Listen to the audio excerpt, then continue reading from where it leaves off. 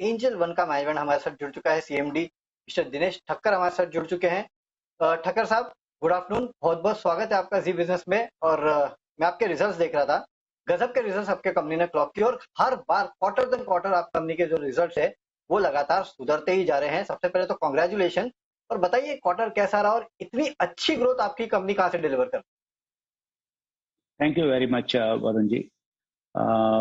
ये क्वार्टर अच्छा रहा। इसका रीजन एक है कि काफी हद तक आप देखोगे कि टीयर 1 टीयर 3 से काफी लोग अभी स्टॉक एक्सचेंज से जुड़ रहे हैं। ये डिजिटाइजेशन ने और ये अवेलेबिलिटी ऑफ स्मार्टफोन ने काफी लोगों को अपने मार्केट से जोड़ लिया है। 80% कस्टमर जो हमारे आ रहे हैं वो न्यू टू द मार्केट है, यानी उन्होंने कभी इक्विटी में ट्रेड नहीं किया है। तो हमें ये लगता है कि ये जो नया पॉकेट जो टीयर 2 टीयर 3 जिनके पास एक्सेसिबिलिटी नहीं थी मार्केट में इन्वेस्ट करने की, और ये इरा जहाँ पे इंटरेस्ट रेट बहुत कम चल रहा है, उसके हिसाब से हम काफी ग्रोथ देख रहे हैं क्वार्टर ऑन क्वार्टर और year on year in terms of customer जो हम अक्वायर कर रहे हैं। और प्लस कस्टमर जो हम अक्वायर कर रहे हैं वो एक्टिव भी हो रहे हैं, वो इन्वेस्ट भी कर रहे हैं, वो ट्रेड भी कर रहे हैं। ओके, तो ठक्कर साहब, आप जैसे कि कह रहे हैं कि लगातार आप कस्टमर एक्वायर कर रहे हो, इंटरेस्ट रेट्स कम है, क्योंकि अब माना जा रहा है कि इंटरेस्ट रेट हो सकता है कि इस साल बढ़े, आरबीआई की तरफ से भी बढ़ोतरी देखने मिले। तो क्या ये कस्टमर एक्विजिशन का जो ट्रेंड है वो अभी भी जारी रहेगा या फिर ये कुछ स्लो हो सकता है? क्योंकि जाहिर सी बात है कि बाकी किसी भी प्रोडक्ट में इस तरह के रिटर्न्स नहीं में, इसके लिए लोग इक्विटी की तरफ आ रहे हैं, लेकिन अब कहीं ना कहीं हो सकता है कि एक शिफ्ट हो वन मार्केट या और किसी इंस्ट्रूमेंट की तरफ। तो आप इसको कैसे देख रहे हैं? देखिए, आप रिटेल ऑडियंस को देखोगे ना कि जो मैं इंटरेस्ट रेट कम की बात कर रहा हूँ, जैसे प्रीवियस जनरेशन था उनको रिस्क फ्री एसेट पे 8% 9% मिल जाते थे और इन्फ्लेशन भी काफी सिक्लिकल होता था। अगर इंटरेस्ट रेट कम भी होता था तो इमीडिएटली आफ्टर फ्यू क्वार्टर्स उनको एवरेज अच्छा मिल जाता था। अब ये जनरेशन देखोगे तो उनको इंटरेस्ट रेट आज एफडी पे 4-4.5% मिलता है, बट इक्विटी का रिटर्न आज भी अपना ये कॉर्पोरेट ग्रोथ के हिसाब से जाओगे तो we are expecting a CAGR of around 13 to 14% corporate growth. तो अभी भी जो रिस्क प्रीमियम जो रिस्क लेते हैं उसका प्रीमियम काफी हाई है। अगर ये 4.5-5% का हम जो बात कर रहे हैं, सिर्फ आधा टका 1% की बात कर रहे हैं, उससे कोई इंपैक्ट नहीं आएगा। मे भी इंस्टीट्यूशनल बिजनेस जो आर्बिट्राज करते हैं उनके लिए आधा 1% बहुत मायना रखता है, और रिटेल ऑडियंस के लिए जब तक इंटरेस्ट रेट 8-9% तक नहीं जाएगा तब तक ये एसेट क्लास अट्रैक्टिव है। तो आधे 1% के हिसाब से रिटेल ऑडियंस को कुछ फर्क पड़ने वाला नहीं है। उनका जो इनफ्लो है काफी हद तक चालू रहेगा। अगर लास्ट क्वार्टर में देखोगे, हमने प्रेजेंटेशन में बताया कि हम लगभग 98% पिन कोड कवर करते हैं।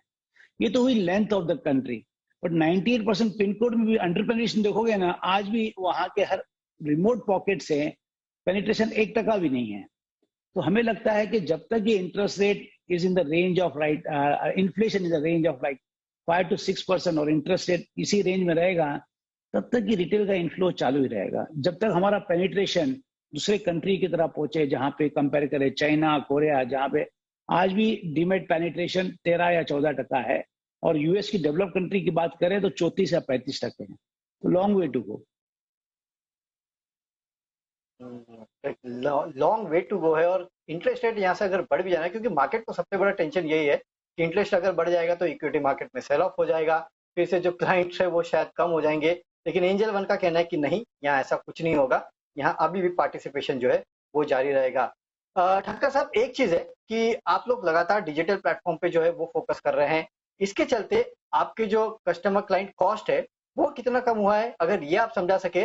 और मेरे ख्याल से आपने Q4 पिछले साल कहा था कि आप एक सुपर ऐप लॉन्च करने वाले हैं, वो कहां तक पहुंचा है?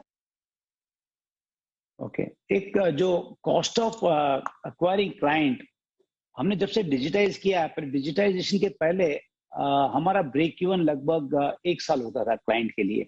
जितना भी हम खर्चा करते थे उसको रिकवर करने में 1 साल लग जाता था। डिजिटाइजेशन के बाद में जितनी भी हम क्लाइंट एक्वायर करते हैं 4 या 5 महीने में हमारा ब्रेक इवन आ जाता है।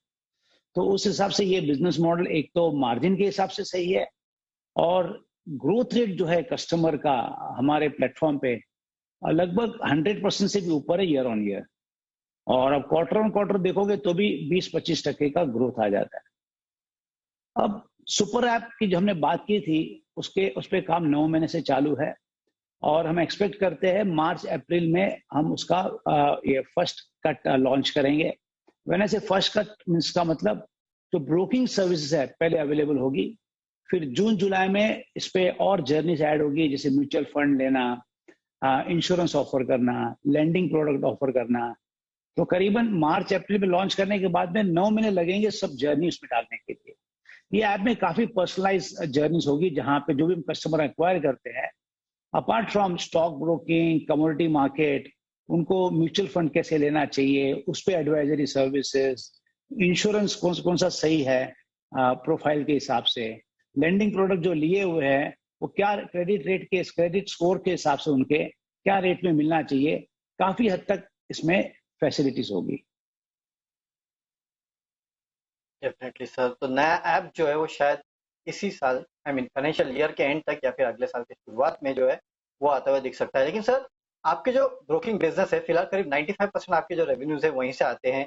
आगे चल के क्या टारगेट है? क्या किसी और बिजनेस में ज्यादा डाइवर्सिफाई करना चाहते हैं या फिर कंसंट्रेशन यही होगा? और साथ ही साथ एक और सवाल जोड़ देता हूँ सर, क्योंकि हाल फिलहाल में जो पीक मार्जिन के रूल्स आए थे उसके बाद कैश मार्केट में खासकर जो वॉल्यूम्स है उसको लेकर दिक्कतें हो गई थी। आप क्या क्या चल रहा है सर? क्या काफी दिक्कतें हैं इस पीक मार्जिन को रूल्स को लेके, खासकर कैश मार्केट में? कैश मार्केट में बिकॉज ऑफ चेंजेस जो टिकट साइज है कस्टमर का थोड़ा कम हो गया, और उस हिसाब से उनका ज्यादा रिटेल क्लाइंट का ज्यादा फोकस ऑप्शन मार्केट में रहा है। तो ओवरऑल रेवेन्यू में इम्पैक्ट नहीं आया है, बट जो रिटेल में जो कस्टमर कैश में ट्रेडिंग कर रहे थे, लिवरेज मिल रहा था, वो कम होने के हिसाब से थोड़ा इम्पैक्ट है। बट मेरा ये मानना है कि जब भी मार्केट में कोई भी रेगुलेशन आता है जो रिटेल इन्वेस्टर के लिए और सेफर करता है, उसमें पार्टिसिपेशन बढ़ता है और नए नए लोग भी इस मार्केट से जुड़ते हैं। और रहा आपका पहला सवाल, कोर बिजनेस, हमारा पूरा फोकस रहेगा कि ब्रोकिंग में लीडर पोजीशन अचीव करें, और मैक्सिमम जो सर्विस है और जो एजुकेशन है हम इक्विटी बिजनेस में ही रहेगा। और बाकी जो बिजनेसेस है उनको वक्त लगेगा कि रेवेन्यू में वो कंट्रीब्यूट करे। जैसे म्यूचुअल फंड, हमारा पहला फोकस होगा कि एसआईपी डायरेक्ट ऑफरिंग में रेवेन्यू में कंट्रीब्यूशन नहीं आएगा, बट जो हमारा एक्विजिशन रन रेट है काफी बढ़ जाएगा। उससे जो कस्टमर एक्वायर करेंगे उसको हम स्टॉक मार्केट सर्विस सेल कर सकते हैं, उनको इंश्योरेंस प्रोडक्ट जिसमें रेवेन्यू आ सकता है वो सेल कर सकते हैं, लैंडिंग सर्विसेज दे सकते हैं। तो 1-2 साल के लिए प्राइमरीली कोर बिजनेस हमारा ब्रोकिंग ही होगा, बट मार्केट शेयर जो एसआईपी में है, मार्केट शेयर इंश्योरेंस बिजनेस में वो बढ़ता हुआ दिखाई देगा। तो ओवरऑल ब्रोकिंग में देखोगे हमारा 70% लगभग रेवेन्यू ब्रोकिंग सर्विस से आता है, बाकी के लैंडिंग, डीमैट सर्विसेज, एएमसी उनसे आता है। बट 2-3 साल के लिए पैटर्न लगभग वैसे ही रहेगा, क्योंकि हम मान रहे हैं कि इक्विटी बिजनेस का ग्रोथ काफी हद तक ज्यादा रहेगा, और ये हाई ग्रोथ सेगमेंट के हिसाब से कोई भी नया सेगमेंट हम ऐड करेंगे तो परसेंटेज वाइज रेवेन्यू में बड़ा कंट्रीब्यूशन 1-2 साल के लिए नहीं रहेगा। डेफिनेटली, तो अगले 1-2 साल के लिए इक्विटी मार्केट पे ही फोकस रहने वाला है, क्योंकि मार्केट्स में काफी बेहतर ग्रोथ जो है वो ठक्कर साहब को दिख रही है। शुक्रिया ठक्कर साहब, आज हमारे साथ जुड़ने के लिए, हमारे सवालों का जवाब देने के लिए। और हाँ, once again congratulation to you, आपकी कंपनी का परफॉर्मेंस जो है थैंक यू काफी बेहतर रहा है।